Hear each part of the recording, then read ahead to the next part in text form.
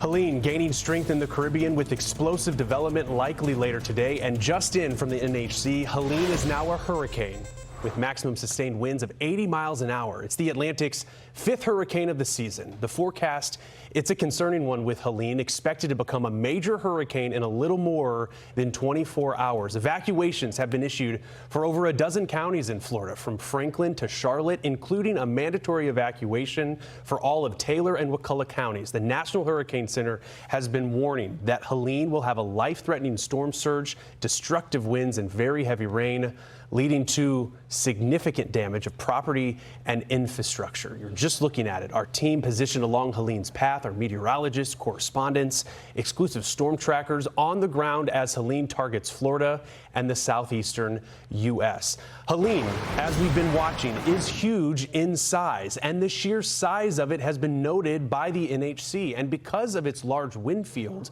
the atmospheric setup, the environment here, and impacts are going to stretch well beyond Florida's coast. It might be the Florida coastline that feels landfall, but beyond that, it's going to be extensive.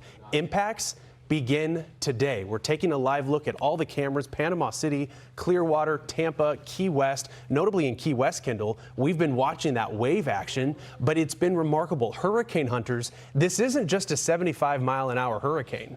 It's an 80-mile-an-hour one, up from 70 miles an hour at the 8 o'clock advisory. Yeah, that was the most significant update as of this 11 a.m. advisory. The central pressure has remained constant. It's remained the same at 979 millibars. But yes, that dramatic kind of jump in our sustained winds up to 80 miles per hour. We have officially a hurricane, Cat 1, and it's moving to the north-northwest now at 10 miles per hour. So it has increased in forward movement slightly, but it is going to be working in a very incredibly warm environment within the next few hours, right now over the Yucatan Channel. But once it emerges into the Gulf of Mexico, it's really off to the races, Stephen, because on that forecasted track, notice now by Thursday evening, just before landfall, 125 mile per hour sustained winds possible.